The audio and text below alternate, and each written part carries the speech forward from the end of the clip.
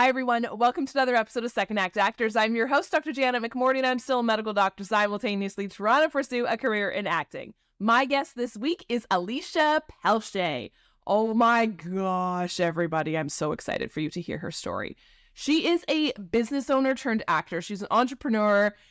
She, not just turned actor, she is an actor, a producer, a director, a writer. She does all of the things. She is the epitome of create your own stuff. And I know, we hear that as actors all the time. Create roles for yourself, create your own stuff. And it makes me want to punch the wall beside me. She actually did it. She did it so well. She 100% crowdfunded the season 1 of her show, The H Word. She is absolutely incredible. She does the thing and she gets it done. There's so many yes people in this world who are like, yeah, we're going to do this and yeah, we're going to do that. They don't actually do it. They're all talk, no action. She is all talk and all action. She is all of the things. I'm just so excited for you to hear her story. She's a wonderful human being. I'm just thrilled to have her in my social circle. What a freaking honor it is. I'm getting rage happy here just talking about how great she is. Please enjoy the incredible, multi-talented, multi-hyphenate human being, Allisha Pelletier.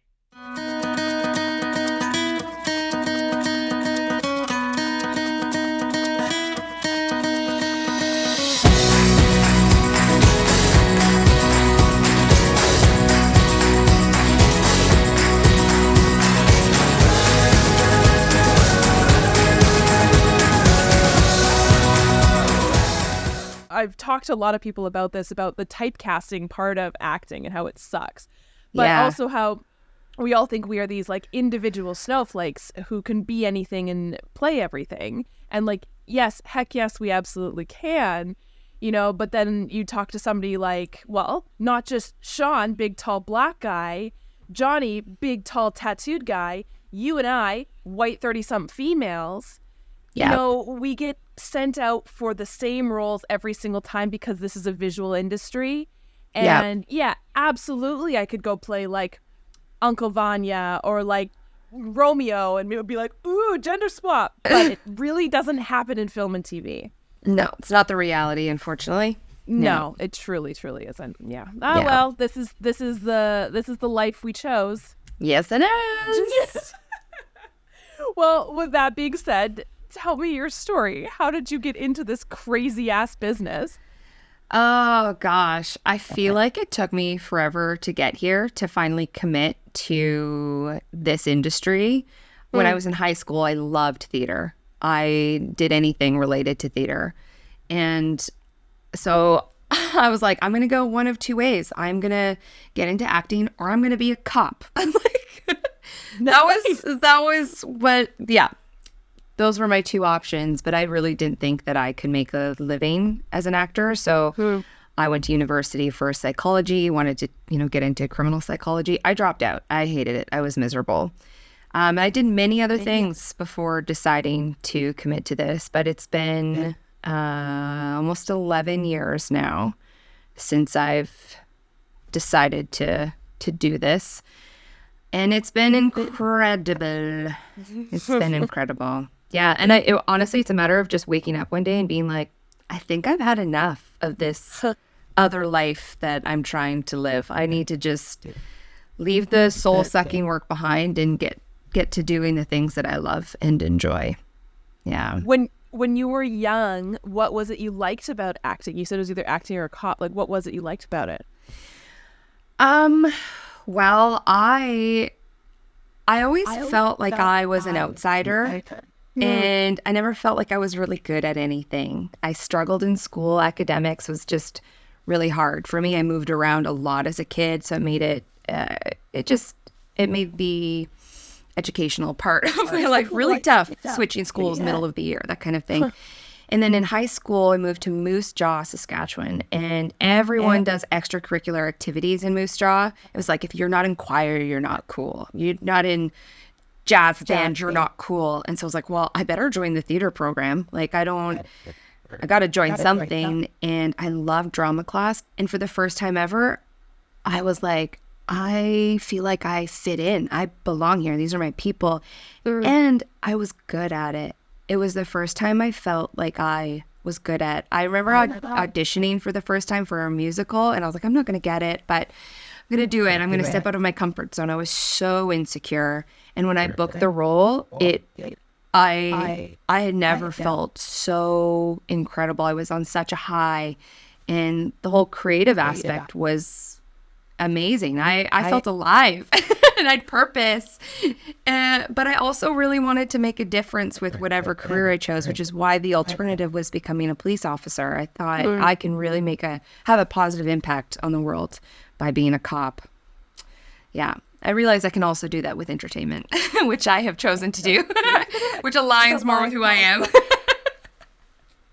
What was there a moment or a time or a person that said, yeah, Allisha, you're really great at this acting thing, cute, but maybe you should go into the responsible career path, policing, psychology? I don't know. I can't think of anyone specifically who said that to me, but you know that pressure in grade 12 and you're trying to figure out your career. And so it's kind of everyone around you is like, well, you know, you might do this and that's really tough and you're going to have to move.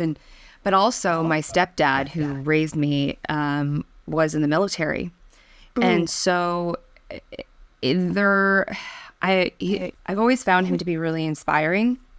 And I was like, I want to be like my stepdad. You know, maybe I'll join RCMP, maybe I'll be a cop. And he very much encouraged me to do so. He was like, yeah, it's a great, it's a great career. Good for you. It's stable, whichever. And he also grew up with parents in theater. He moved around as a kid. He was on the stage, so he knew how hard it was to make a living. And so, of course, he would support me in anything, and he very much does now. But, of course, there was that little bit of well, you might want to think about doing something else, going to university, getting a degree. So I did. I tried to. Failed miserably, but It's so interesting, right? Because I think there is a bit of, I hate to use the word like resentment but sure, maybe there is a bit of resentment because I think for a lot of people, myself included, the idea of going into a stable career path comes from like pure love. Ooh, you just froze. Oh, just froze. Hold on. Oh, now you're back. I'm back. Can you see me and hear me? I can. Yeah. Okay, good. Yeah. Weird. Okay. Yeah. It comes from a place of pure love, right? They want to see their child be stable, be successful, their loved one, whoever, be stable and successful. It comes from love, but I think especially as like teenagers, I know myself, be like, how dare you stifle my dreams? Yeah. Yeah. My parents realized by the time I was 23, I think, and I was really unhappy. And I finally decided to step back into theater a little bit, and they saw me on stage and they were like, shit, I think this is what you're meant to do. Yeah. And then they very much encouraged me to pursue it. Wholeheartedly. Yeah. Take me back to what life was like kind of deciding to stop policing, the aspiring to be police officer, psychology, and then what were you pursuing that led up until present now?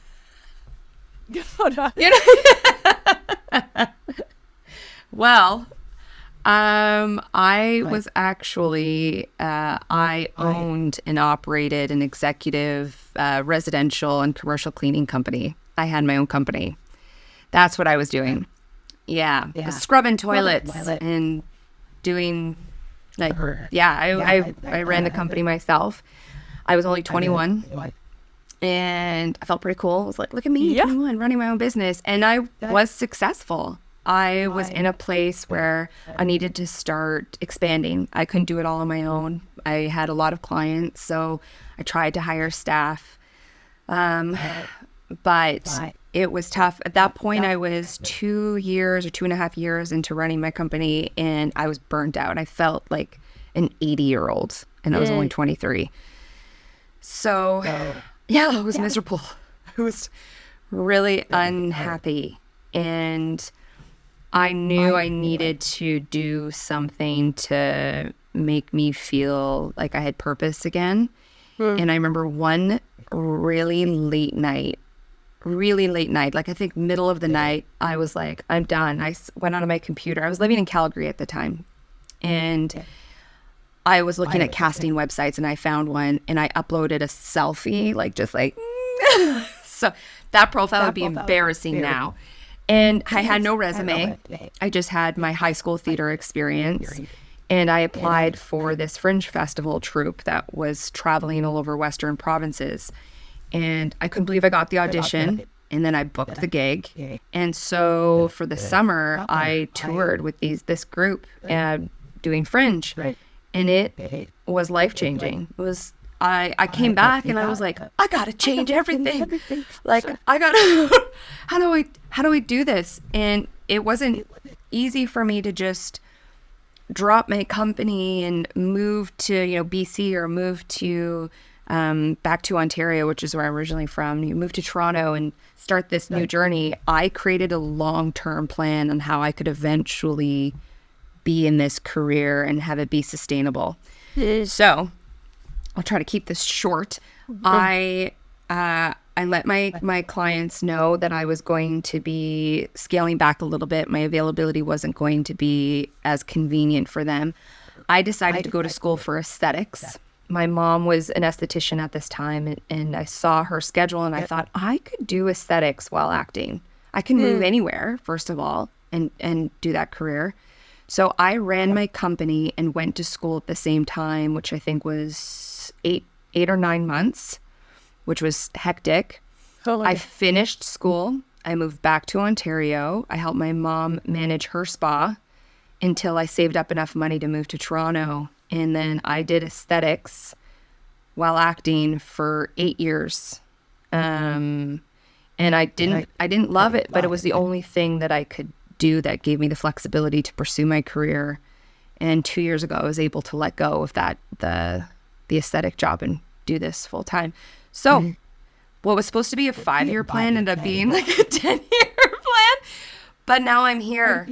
Not everyone can afford to just drop their first career, their first act, and pursue this full time. It's nearly impossible. So yeah, that's what I was doing. Scrubbing toilets. Oh my gosh. Well, and I think something that the vein that travels through like every person that I talk to who's done a similar thing to you is this feeling of, oh God, I'm now behind. The train of acting has left the station when I was 5 and I should have been on it, and now I need to catch up, right? Did you feel that? Do you feel that? Yeah, I was like, why? I should have gone to film school. I should have gone to theater school. I was already, I think it was like 20 grand in debt from university. And then I applied for a loan to do aesthetics, which was smaller, like cheaper than going to theater school or film school. And I thought, like, if I could go back and do it all over again, I would do it so differently. But I was still so young, which is so silly. Like, I could have dropped everything and gone to school. I could have, but yeah, I really felt like it was going to be harder for me because I was starting a bit later than everyone else. Yeah. How did you learn what to do? You didn't go to theater school. Like, how did you learn this business? I worked for free. That's one thing I always tell people who want to get started in this industry is you don't need to go to film school. If you love this, you will work for free, and every time you're on set, that's your education. Be a sponge, take it all in, offer help. Don't be scared to say yes to jobs that you don't necessarily know how to do. Just be candid, be like, I'm learning. But it's amazing. Everyone wants to work with people who are willing to just give a hand. You know what I mean? It's like, okay, you're going to offer your time and energy, but I don't have to pay you. Oh my gosh, it's amazing. I will show you the ropes. And I had a lot of that. I worked for free for like 6 years. Like yeah. And I took small classes too, But moving to Toronto financially was really tough. You don't make a lot as an esthetician. So I took what courses I could, but everything I know that has been a huge value, I have learned on set by just doing the work. Yeah. It's such an interesting thing because I don't know about you, but I definitely have this weird feeling of I need to know everything already. Yeah. And if I don't, I'm going to look like an idiot. Which, if I think about my career in medicine, and I have learners in my practice all the time. And like when they are like, I don't know the answer to this, I don't look at them like idiot. Like they're in their like first or second year of medical school. Like why do we in this industry, why do we think that? Yeah, I don't know, but I think our industry is just super cutthroat. Like it's pretty cutthroat because when I was starting out, oh my goodness, the amount of times I was embarrassed because I didn't know things. It humbles you real quick. But I remember being at a pretty big audition, and for the first time, but I was still, I think I was in my second year in, and my current agent wasn't the most supportive, like didn't really walk me through. He knew I was new, but didn't really walk me through. And I showed up to this audition with not the right resume. Like it wasn't in the proper industry format with the headshot. And this lady called me out in front of everyone. Unnecessary. Scorned me in front of everyone. And I was like, but I also at the same time was like, thank you for telling me. Thank you for telling me. You could have done it in a nicer way. You could have informed my agent. And even though she was like, who's your agent? They should know better. And everyone's just sitting there like, So, you have a lot of moments like that. But in any other type of environment, no one would probably do that. But our industry, people get away with, you should know. Yeah. You should know. You're an actor. You show up, you know all the things, you do the things, hit your mark. Yeah. It's hard because I think like there's a balance, right? You don't want to show up because there is so much money involved and people's time and energy and all the finite resources. It's the same in medicine, right? Like you don't want to show up being completely oblivious, like, right? You want to show up being like, happy to be here, easy to work with. I'm professional. But I also think there needs to be Play-Doh-ness, a malleability, an ability to, when somebody's screeching at you like that, to not react like an angry cat, but to be like, yes, thank you for telling me. I will now do that for the future. There's this weird balance, and I think our industry is not good at it. Nope. It's not welcoming. It's like gatekeeping to infinity. Absolutely. Yeah. So tell me about what you've noticed you've been able to bring into your now acting career, producing career, writing career, everything amazing that you're doing. What have you brought in from your past? I mean, you ran a dang business, girl. Yeah, I'm the most grateful for that because I learned at a very young age all the responsibilities of running your own business, and your acting career is a business. You are the business. You need to be punctual. You need to show up on time. You need to network. You need to be able to grow your business. You need to market yourself. Like there are so many similarities from running a business and being an actor, being a producer, being a writer. You create your own schedule. You have to rely on yourself solely. You get what you put in, you get out. So I'm glad I learned a lot of lessons very young, and I use all those skills now. Has there been anything surprising about the industry for you? Yeah. I thought you just needed to be a good actor. You need to have talent. If you have talent, you will do just fine. And I realized that being a good actor and having talent only gets you so far. Yeah. It's hard not to sit back and compare yourself to everyone around you, and be like, oh, why me? Like, how have I been able to be successful in this or that when I have friends who are so talented, they're incredible, and they're, so beautiful. What's the difference here? And I realize with that comparison that it actually has nothing to do with acting. It has everything to do outside of acting. It has to do with all the human aspects. It has to do with who you are as a person. Are you kind? Are you willing to learn? Do people enjoy working with you? Are you willing to put in all the time and energy outside of just being in front of the camera or on stage? There's so many other factors that make you successful in this industry. It has nothing to do with acting. Yeah. Which that was surprising for me. I was like, okay. Yeah. Yeah. And I think there's also the flip side, which is I am so talented and that person over there isn't talented. Why are they getting all the roles? What the heck? Which is so self-centered, but we're guilty of it because we're humans. Yeah, well, you want to figure it out so you can also be booking those roles. You're like, what sets me apart from that person? Like, what can I be doing differently? And sometimes it comes down to something as simple as a look. Like you were saying, this is a visual medium, right? We can't control when the industry is casting a specific look, what's in, what's out, Yeah,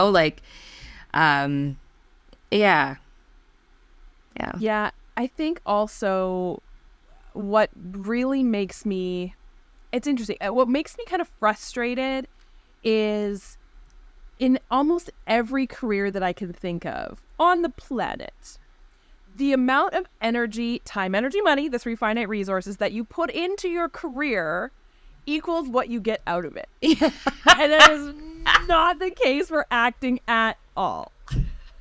Isn't that wild? It's like why are we doing this? The rate of return does not make sense. It does not compute. If I was a financial analyst, I'd be like, what are you doing? Yeah, absolutely. Think about it. I put 11 years into this. Where I'm at, I'm still struggling in a lot of ways. And I don't like to use the word struggling anymore because I'm not a struggling actor. I'm a working actor. But yes, you are. People my age buying houses, having kids, they're so financially secure. They have structure. And I'm just out here all willy-nilly, just like not really sure what's happening next.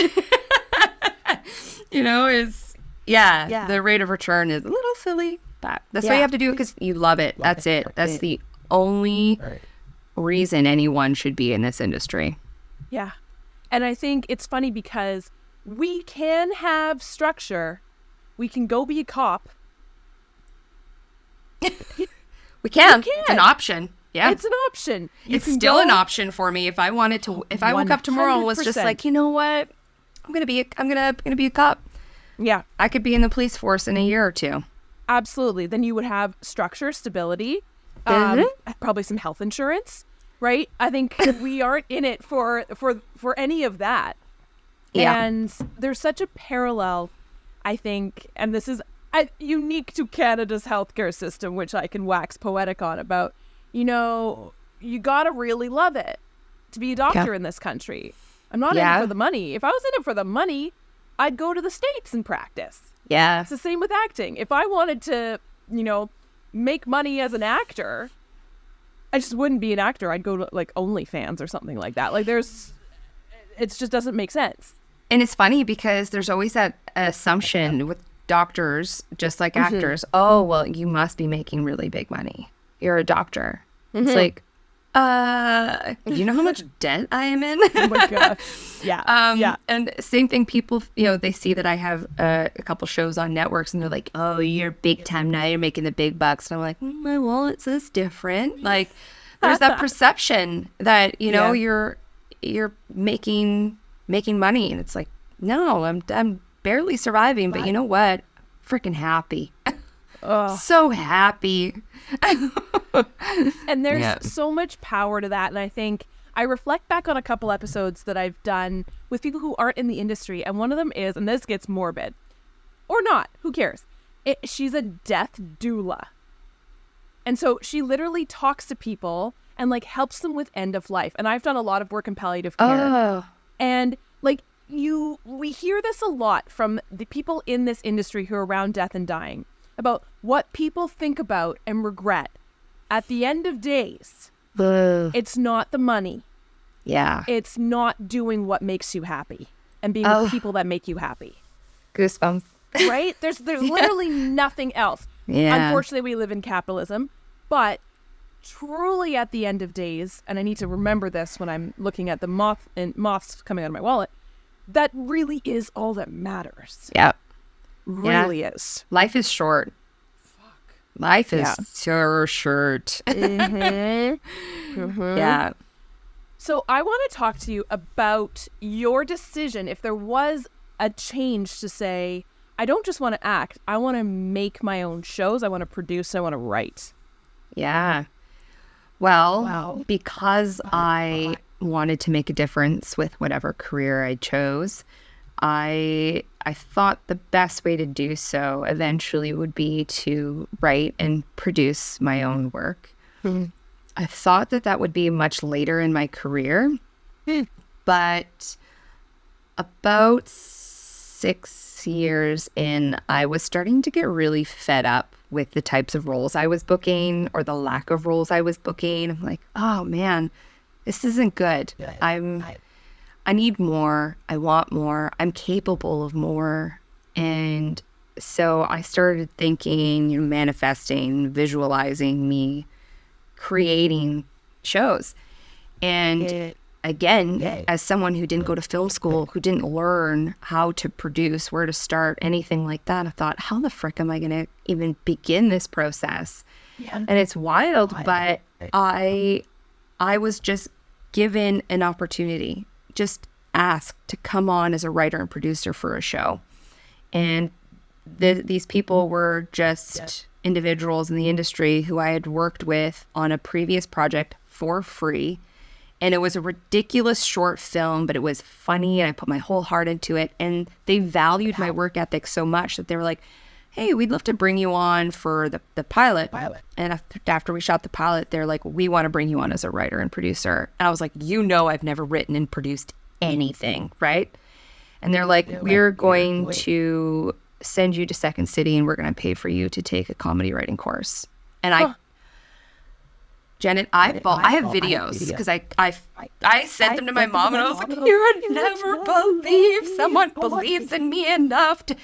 And I'm going to keep those forever because it's just, it was such a pivotal moment for me. And I learned how to write comedy and I really took the backseat as a producer for the first season. And I learned, but they were so gentle with me. And that went from, one season of that show to 2 seasons and a Christmas special to producing another show for a network and now producing my own shows that I'm pitching. Like, it's incredible how quickly things can change. I think just wanting it and being in that mindset of, I don't know how to do this, but I want it and I will do whatever it takes to make it happen is the difference. Everything changed so quickly only 3 years ago. 3 years ago now? Maybe even 2.5. I don't know. The last couple of years have been a blur. Yeah. I think it's such a powerful message about community, I think. The idea of you never know who you're going to meet. You never know when you're going to meet them. You never going to know what's going to happen. Obviously we can't live our lives working for free all the time, but I think if there's something that we truly enjoy and being around these people, you never know what's going to happen. I just think that's know. It's so cool. Yeah. It's so cool. Yeah, community is really important in this. A lot of the stuff that I do now or I've done over the years have been people coming back and saying, hey, I've got this project. Do you want to come on board? And sometimes it works out in a really incredible and magical way. And sometimes it doesn't. But again, you do because you love it. So it's no biggie. Yeah, community is important. That's why I always tell people, like, get out there and network. Get out there and network. Yeah. Do you have any more advice for people who are looking to either change careers into acting or just kind of coming into this entertainment industry later in life? Well, I mean, like I was saying earlier, don't feel like you have to go to film school or theater school. You just start doing it. I think having a mentor is really important. One thing I wish I had when I first started was a friend that I could just go to and ask questions and, pick their brain. If you can find that person, it would be huge, because there is so much to learn in this industry. It can be incredibly overwhelming. And if you have support, I think you will find the transition will be much easier. You'll be more successful, probably quicker, instead of just trying to figure it out all on your own as you go along. But just take that first step, learn as you go. You don't have to jump out of your current career. Make a 10-year plan. And if you wanted to, if you were getting into this and you were like, oh, in a couple of years I'll be successful. No, you are not meant to be in this industry. It's a slow burn. It's a slow burn, baby. Well, and I think the problem is that this is one of the few careers that I can think of where there is the very small but possibility that you can be plucked from obscurity from the shopping mall and suddenly you're a lead in a Netflix series. Yeah, which is... no formal training. Yeah. Bing, boom. Absolutely. Which is what I was hoping for, to be honest, at some point. But aren't we all? My journey has been different, and I'm grateful for it, because there's nothing more incredible than finding success after you've worked so hard for something. You've put your blood, sweat, and tears into something, and then at the end of it, you're like, I did it. It's so rewarding when you're just plucked out and handed something. It's like, this is great. I love this. No. If that success doesn't make you fall to your knees and cry, you have not worked hard enough to get there. Because that's what it's like. Any small success that I get, even if it's a big audition, haven't even booked it yet.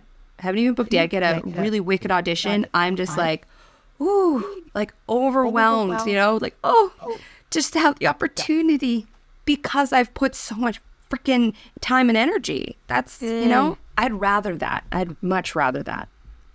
I think that's such a great piece of advice to remember, because it's really hard. And I think it probably comes back to comparing ourselves to other people, right? Like, we see what other people are doing and we forget what it has taken to bring ourselves to where we are. Yeah. We think we should be over there with that person on the train going, but we forget all the steps that have brought us to where we are. Yeah. Mm-hmm. Absolutely. Yeah. I try to remind myself, because there are times where I'm just like, man, of course. Like, look at them over there on that, reoccurring role on that TV show. But I'm on my own journey. So, yeah. And I think that's really, it's a powerful thing to remember as well, how much, not just what steps that allowed us to get us to where we are, but how much of the finite resources it took us, time, energy, money, right, to get here. I think, there's a pride in struggle. It's a horrible thing to say because we hate that word. But it's also accurate. There definitely has been some struggle. Right? There is, and I think, like, there is that pride in, look at how much I had to, it's like building a house by yourself, right? Yeah. Or like, I built this IKEA shelf by myself, right? There's a pride in craft, in work, in blood, sweat, and tears. Yes, exactly. Oh, my Lord. How would your parents, loved ones, or guardians, how would they describe what you do for a living these days? I think, well, they all know exactly what I do, because it's pretty much all I talk about. Hell yeah. They're like, how are things? And I'm like, things, career, what's happening? Not, how am I mentally? How are things in my relationship? No. I immediately think like, okay, so I'm working on this. I've had this audition. It's ridiculous. So they all know that I'm a producer. They all know that I'm I'm really trying to get some shows off the ground. I think sometimes they call me a director, and I'm like, I don't direct yet. They all have a really good sense of what it is I do. That's really cool. Really cool. Do you have any favorite moments from your times on set? I do. So that show I was talking about that brought me on as a producer and writer, the whole thing was such a whirlwind. And we were shooting the first season in Belleville, and I was wearing many hats. It was so chaotic. But my parents were close by, and they had, funny enough, they had just moved to Belleville for like a year, and they didn't even realize that I was shooting in Belleville. And so they're like, well, we're here. And I'm like, do you want to come on set? Like, do you want to be in the show? And my mom cried. She was like, I would love to be in the show. And I put my dad in the show as well. But having them be on set and watch me in my element, producing, making sure, the other actors are getting in their wardrobe, and then getting myself ready, trying to run my lines between, get on camera. And it was a sketch show, so I'm playing multiple characters back to back. And I just looked over at my parents, and they were like, just jaw dropped. And I thought, this is probably the greatest moment of my life, that they get to see me in my element shine, and make them proud. I think some of them, we all want to make our parents proud.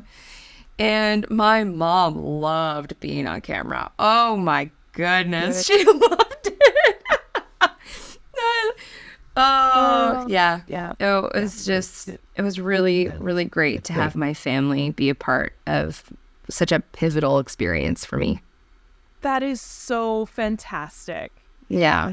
It's so funny, again, that it comes right back to what we were talking about at the beginning, that all of, I think, being told to do the rational thing, feeling that from society, for the most part, just comes from pure love.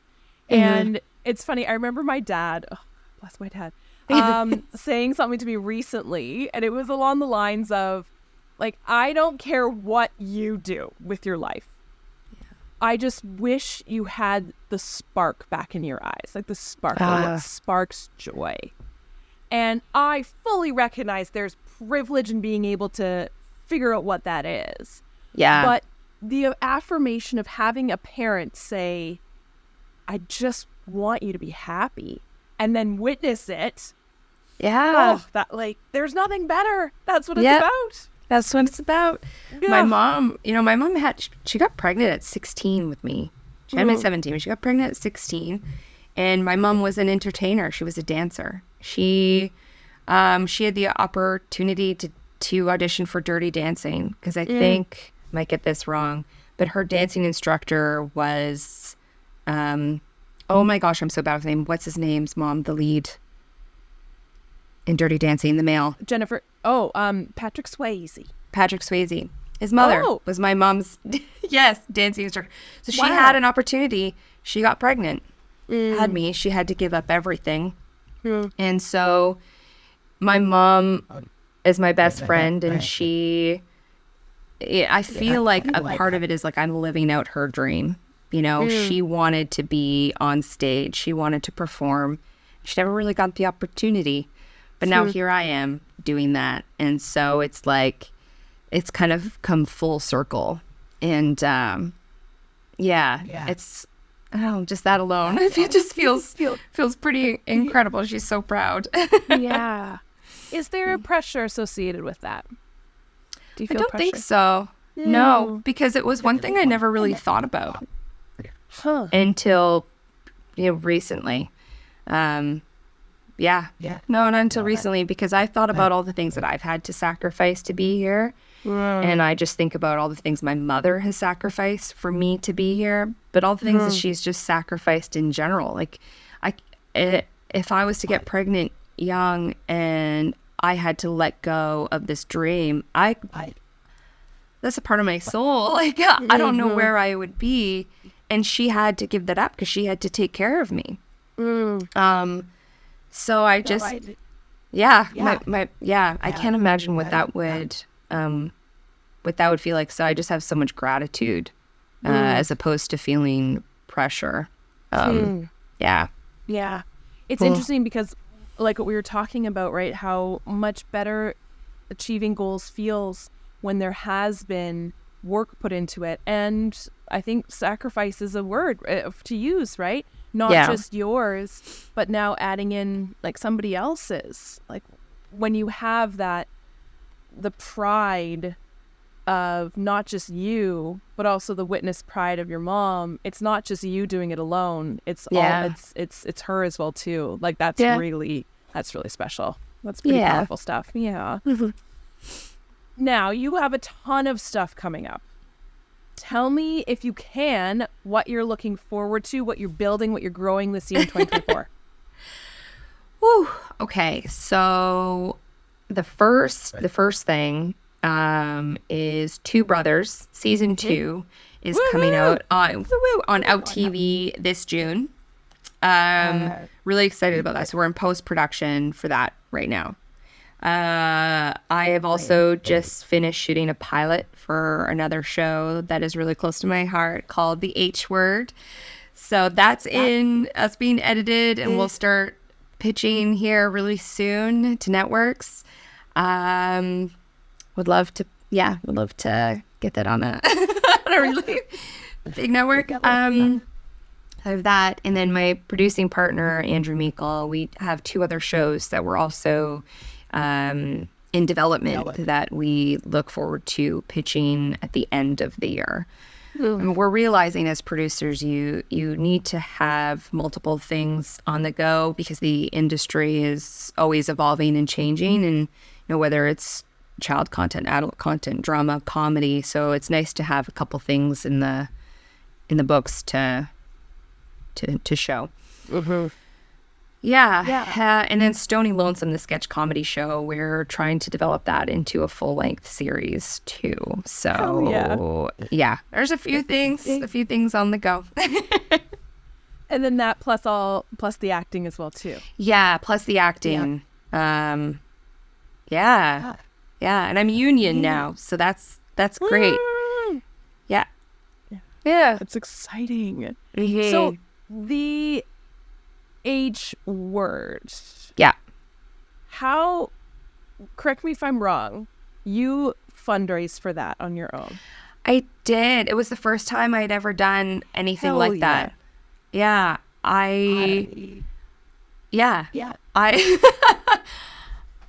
I've never been one to really turn towards like Kickstarters and public funding. But when I started promoting the show just on Instagram, just to kind of get out feelers and to learn more about the community that would be watching the show. So that's like the facial difference community, cleft lip and palate community. I wanted to just get a gauge of whether it would even be interesting.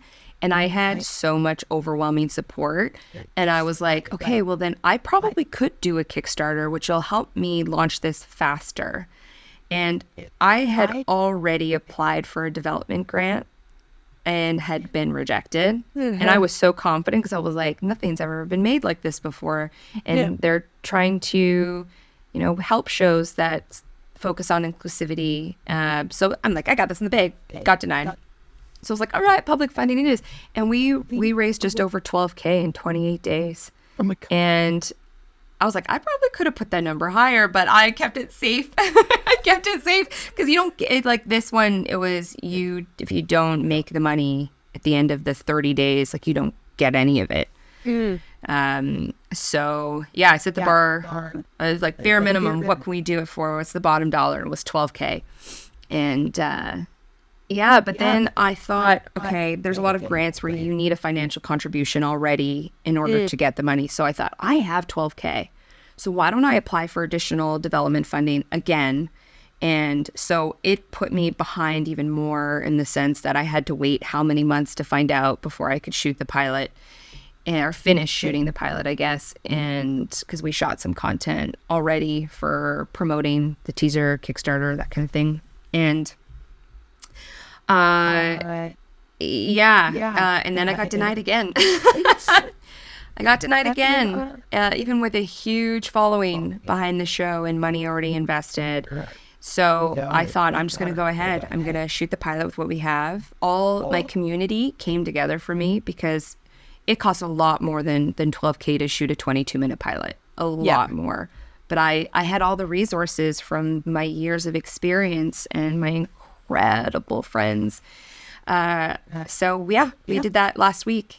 And it was unbelievable. So that's Oh, and it's going to be interesting pitching to networks. I don't know how it's going to be received. I'm trying really hard to create a show that the general public will enjoy. Like anyone growing up different can relate to the show. Mm-hmm. So I hope they see that. Yeah, absolutely. I think, we could wax poetic about like the Canadian media funding and all that stuff. I think it's really frustrating. I think especially in this industry that's trying to become a bit of a juggernaut, but we're trying to compete against America. Yeah. And again, everything is publicly funded in this country, which is very frustrating. Yeah. I did hear though that like only 30% of people who apply for grants get funding. Like that's worse. Which is a small amount. School. Yeah. For how many people apply? Yeah, it's not a lot at all. You really need something that sets you apart. Yeah, absolutely. Or who knows? Because there's no control and we just have no idea. Yeah. Just I have like questions, acting. but yeah, I know, right? I have questions. Yeah. Do you have any final words of wisdom or advice? Ooh, I think you have control over your success. So if you were in a place in your career outside of acting and you're not happy, you have the choice to change that, pursue something that feels of value, gives you purpose. And if you're already in this industry and you don't feel like you're, being valued or you haven't lived up to your potential and you want more, create it. I think it's safer just being an actor.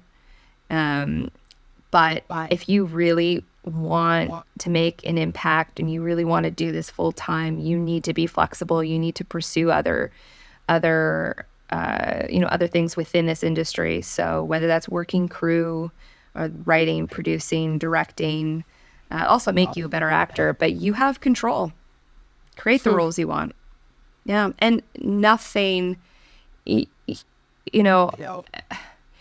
myself having a facial difference, having grown up with the cleft lip, feeling like, I won't be successful because I have this scar on my face, right? It's such a superficial industry. I'm not going to be successful. It's such a freaking lie. Anyone and everyone can be successful in this industry. The entertainment industry is a reflection, or it's supposed to be a reflection of real life, and everyone is a real person. So don't let something superficial like how you look, whether it's a disability, hold you back from doing what you want to do.